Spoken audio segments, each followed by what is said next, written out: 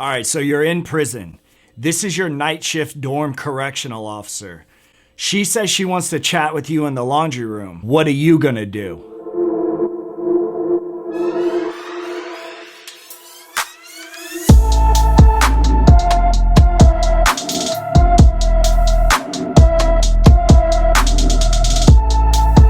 What's up, everybody? I'm Blessed and Free. Welcome back to another episode of DOC TV. So you guys know that I've been rocking with the channel for a minute, that I like to cover corruption on this channel. And I do that because when you've been in prison or you've been in jail and you witness the corruption that goes on, when you first witness it, it's almost like, what am I watching? This can't be happening right now in front of me. And as time goes on, you start to get used to that corruption that goes on. And it kind of just becomes like a thing. You'll be in the dorm talking shit with your homeboys about it and making jokes about it. But really, it's not a laughing matter. And there's different levels to the corruption, obviously, when you're in prison. You have like the guard, you'll go up to get a request form from him. He'll see like the tattoos on your arm and he'll just start making sly ass comments, thinking like he's funny. But really, he's not. He was probably the dude that got picked on in school. Like, that's exactly who I'm describing. And then you have other levels of corruption. And that could be the fucking warden of the prison doesn't like you. And he's had you back in confinement for months on end. And he's sending officers in to spray you with mace, every other week or every other day. Just because he doesn't fucking like you.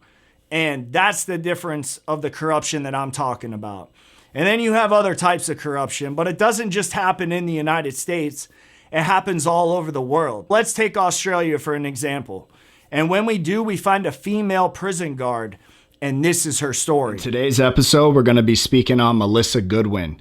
She's a 25-year-old female prison officer who has been charged after allegedly having sexual relationships with an inmate while he was behind bars. She was arrested over an alleged romance with a current prisoner that began in November of 2019.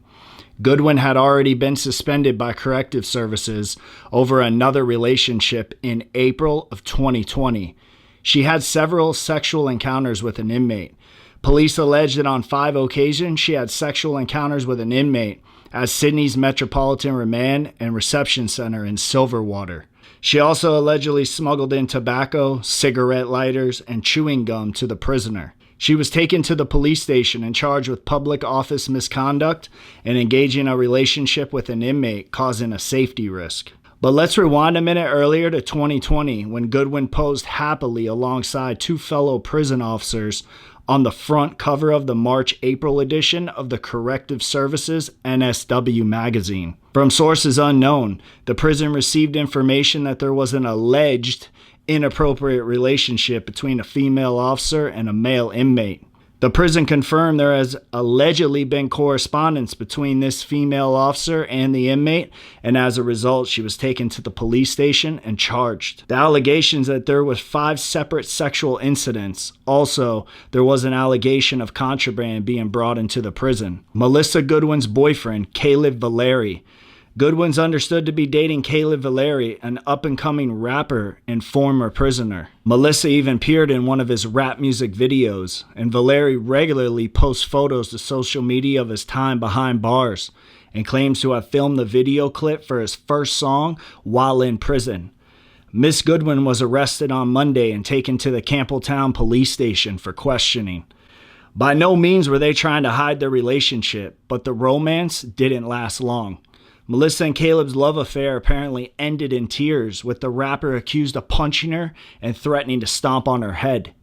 Melissa Goodwin's former flame, Caleb Valeri, 23, appeared before a Western Sydney court on Friday, charged with assaulting and stalking or intimidating Goodwin.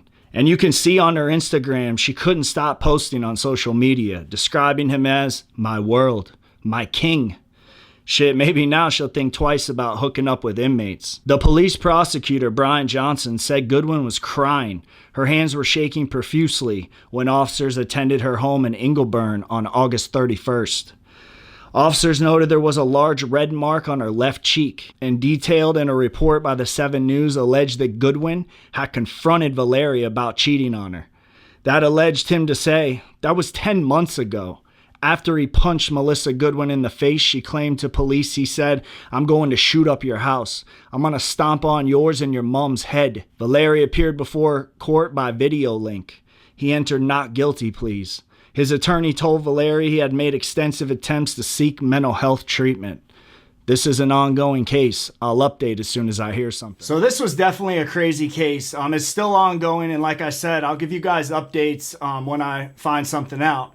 But I just want to say, state for the record, that I've never been to jail or prison and seen a prison guard look like that. It didn't just happen with Caleb. It happened with 2 other inmates that we know about. I'm sure it happened countless other times and you just never hear about it. And as far as the percentages go, I looked into it and I couldn't find an exact number, but I did find old correctional officers that were retired after like 20, 30 years. They did like a bunch of surveys with them and they asked them, you know, how many correctional officers get into relationships with inmates, to the retired correctional officers. And they said 1 out of 5 guards gets into a relationship with an inmate, whether it be sexual or it could be the other type of relationship. You know, a lot of times in there, man, inmates are good at that talk game.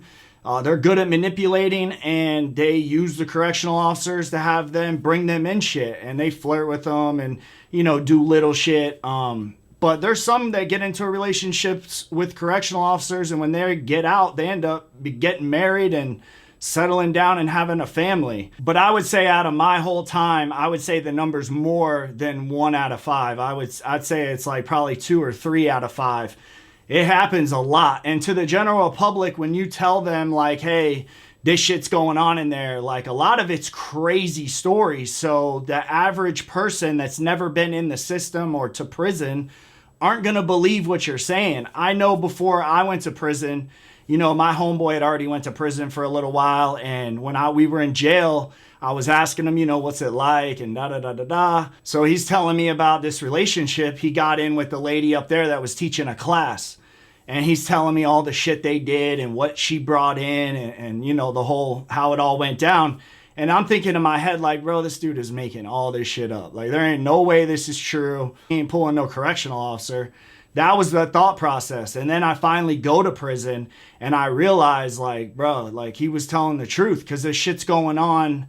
Like every other day you're hearing about shit that's going down. And that's why I've always said, you know, even from the first time I went to prison to the last, that females should not work in a male's prison and vice versa. Because you got the same shit going on at women's prisons in Florida. Like Lowell always has some fucking under investigation case going on where a guard got a female pregnant when she was in confinement or some shit like that. So it goes on everywhere.